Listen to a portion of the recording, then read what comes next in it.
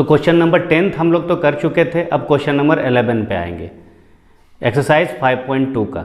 ठीक है, तो देखिए क्वेश्चन नंबर 11 क्या कहता है, विच टर्म ऑफ एपी दिया हुआ है, will be 132 more than it's 54th term.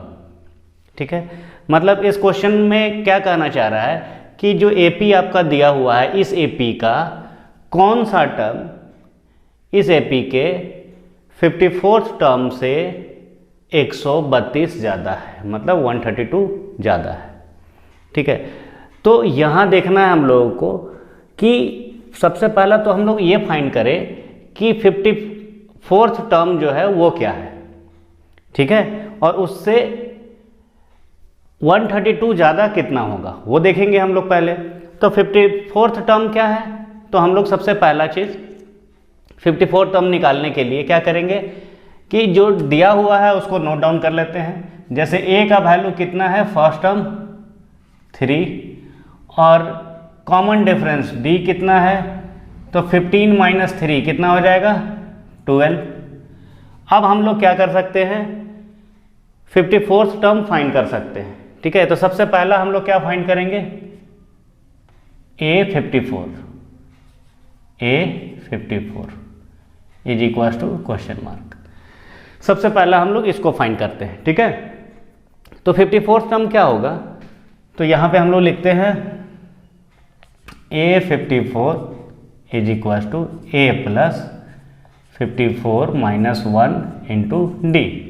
मतलब कितना, ए का वैल्यू कितना है हमारे पास 3 प्लस 54 माइनस 1 कितना हो जाएगा, 53। ठीक है, और डी का वैल्यू कितना है, इंटू 12। अब हम लोग क्या करेंगे कि इन दोनों को मल्टीप्लाई करते हैं।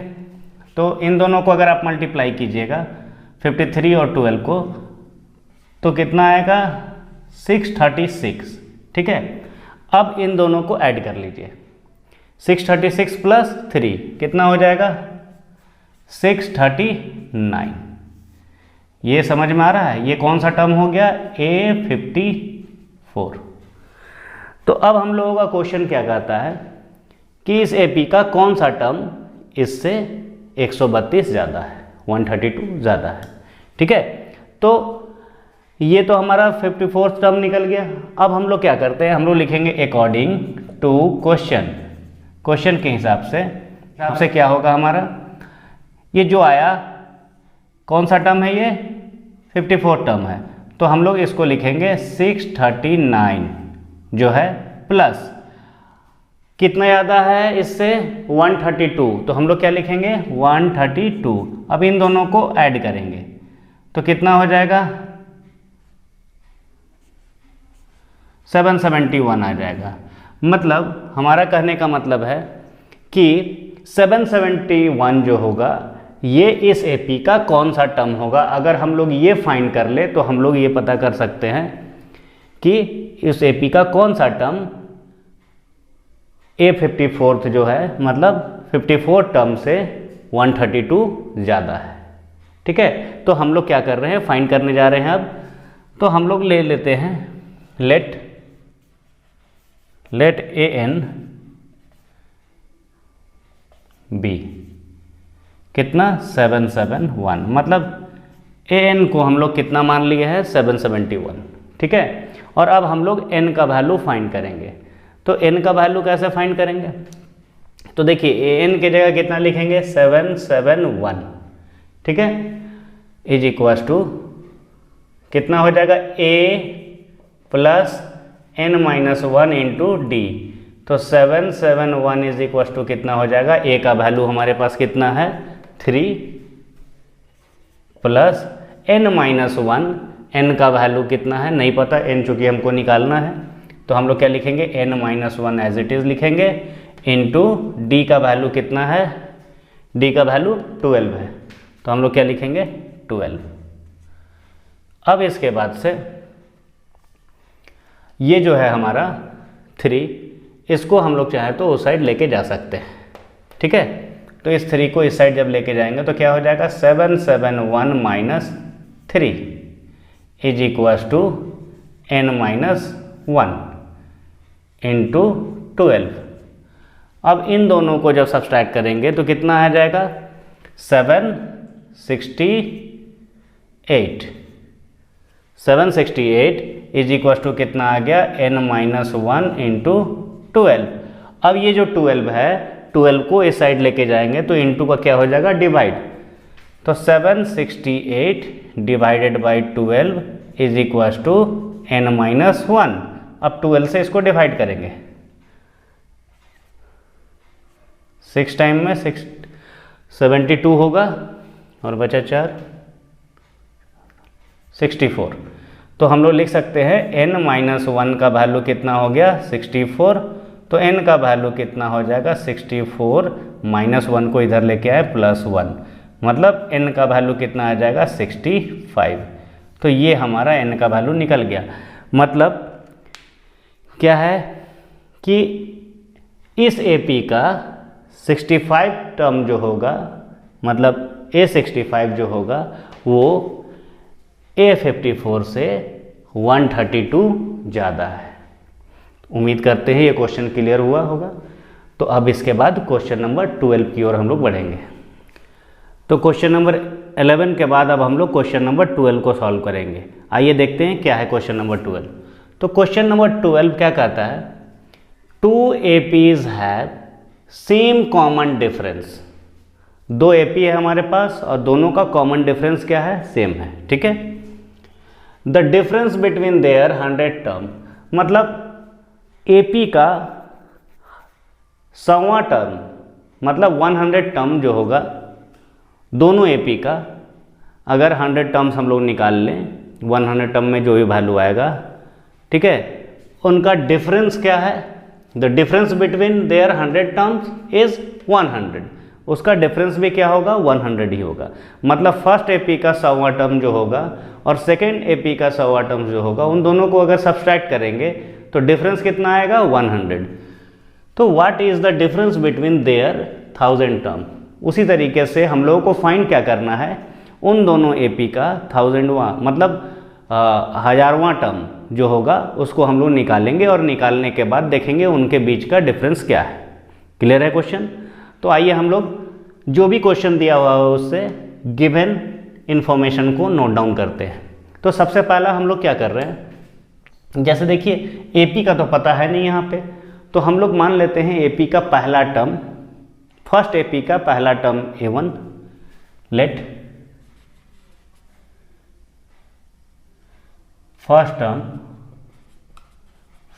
Term of first AP is A1, इसको A1 मान लिए। ठीक है, और कॉमन डिफरेंस कितना होगा, वो तो D होगा, क्योंकि कॉमन डिफरेंस हम लोग कितना क्या दिया हुआ है क्वेश्चन में, हैव सेम कॉमन डिफरेंस। तो हम लोग क्या लिखेंगे, and common difference is equal to D। ठीक है, ये फर्स्ट AP के लिए हो गया। Let first term of first AP is A1 and common difference is equal to D। Next, and first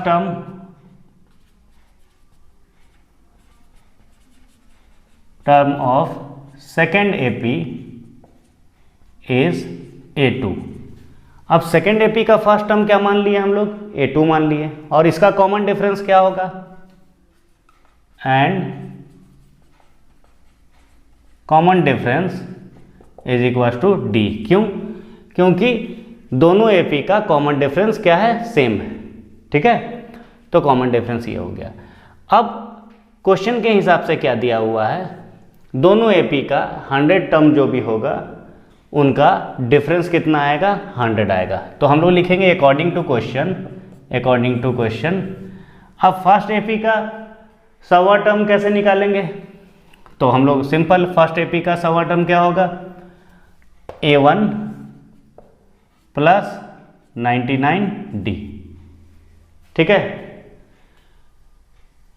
ये हो गया फर्स्ट AP का 100वां टर्म, माइनस सेकेंड AP का 100वां टर्म कितना होगा, A2 प्लस 99D।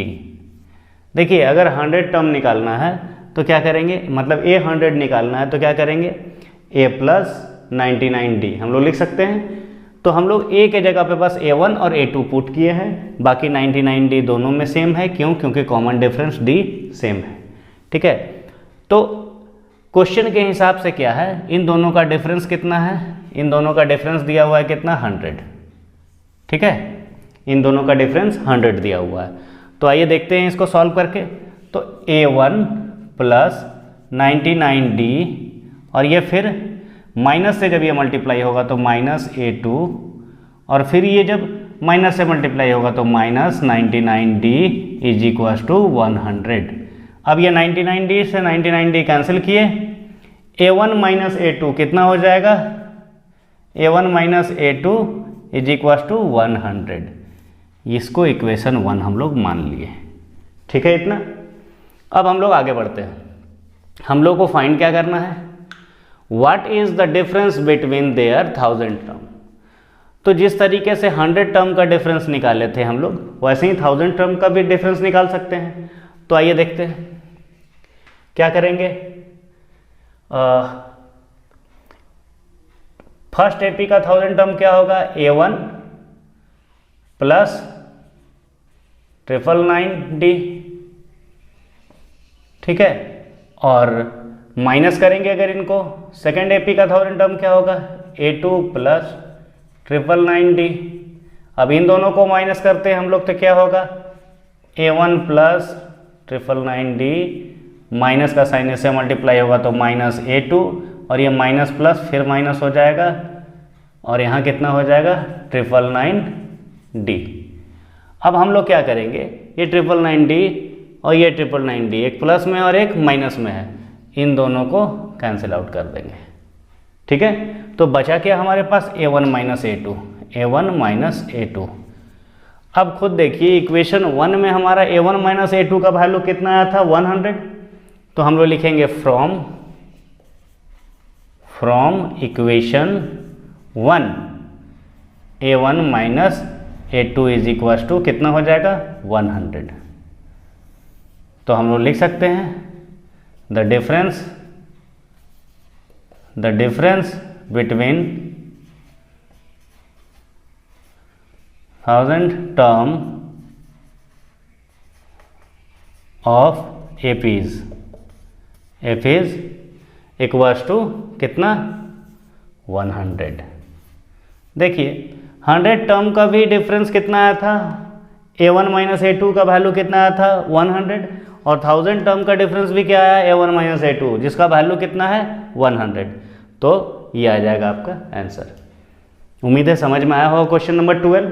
इसके बाद क्वेश्चन नंबर, तो आइए क्वेश्चन नंबर 13 को अब हम लोग सॉल्व करते हैं। तो देखते हैं क्वेश्चन नंबर 13 क्या है। How many 3 digits number are divisible by 7। तो हम लोगों को ये फाइंड करके बतलाना है कि 3 डिजिट का कितना नंबर है जो कि 7 से डिविजिबल होगा। तो सबसे पहला चीज़ हम लोग अगर एपी के फॉर्म में 3 डिजिट नंबर को लिख दें तो उसके बाद हम लोग पता कर सकते हैं कि कितना नंबर है टोटल। ठीक है, तो सबसे पहला एक दो हम लोग ऐसा नंबर उठाते हैं 3 डिजिट का जो कि 7 से डिविजिबल हो। तो सबसे पहला कौन सा नंबर होगा जो कि 3 डिजिट का भी हो और 7 से डिविजिबल हो। तो फर्स्ट नंबर कौन सा है 105। ठीक है, तो हम लोग लिखेंगे first 3 digit number is equal to कितना हो जाएगा 105 विच इज डिविजिबल बाई 7। ठीक है, तो पहला 3 डिजिट नंबर तो ये हमारा हो गया। अब नेक्स्ट क्या होगा, तो सीधा सा बात है इसमें 7 ऐड कर दीजिए। ठीक है, second number is equal to 105 plus कितना ऐड करेंगे 7, तो कितना हो जाएगा 112। क्लियर है। इसके बाद नेक्स्ट फिर अगर फाइंड करना है आपको तो फिर क्या करेंगे, third number is equal to कितना हो जाएगा 112 प्लस 7 इज इक्वल टू कितना हो जाएगा 119। ठीक है। तो हमारे पास AP जो है वो बन गया, पहला टर्म AP का ये, सेकंड टर्म ये, थर्ड टर्म ये, मतलब AP क्या हो गया हमारा 105, 112, 119 इस तरीके से। और लास्ट 3 डिजिट नंबर कौन सा होगा जो कि 7 से डिविजिबल हो? तो उसको निकालने का तरीका क्या है, हम लोग 3 डिजिट का सबसे बड़ा नंबर हम लोग पहले देखेंगे, कौन सा नंबर है 999। इसको ठीक है, इसको 7 से अगर हम डिवाइड कर रहे हैं तो कितना हो जाएगा 7, यहाँ बचा 2 और 9 29, 28, एक बच रहा है और 9 19, 7 दूना 14, यहाँ कितना आ रहा है 5। तो ये एक्स्ट्रा आ जा रहा है ना, तो हम लोग क्या करेंगे 999 में से 5 को घटा देंगे, ठीक है। तो वो लास्ट नंबर हो जाएगा हमारा, ठीक है। इस AP का लास्ट टर्म कौन सा होगा, इस 999 में से 5 को घटाएंगे। 5 क्यों घटा रहे हैं, क्योंकि ये रिमाइंडर बच रहा है, ठीक है। अदरवाइज 142 टाइम्स में कट जाता, मतलब ये 5 को अगर हम हटा दें तो ये नंबर अगर 5 ना रहता, मतलब यहाँ पे भी 14 रहता, तो क्या होता, पूरी तरीके से कट जाता। तो हम लोगों को तो ऐसा नंबर खोजना है ना जो कि 7 से पूरी तरीके से डिविजिबल हो। तो यहाँ पे क्या बच रहा है हमारे क्वोशेंट में 142 और रिमाइंडर में कितना बच रहा है 5।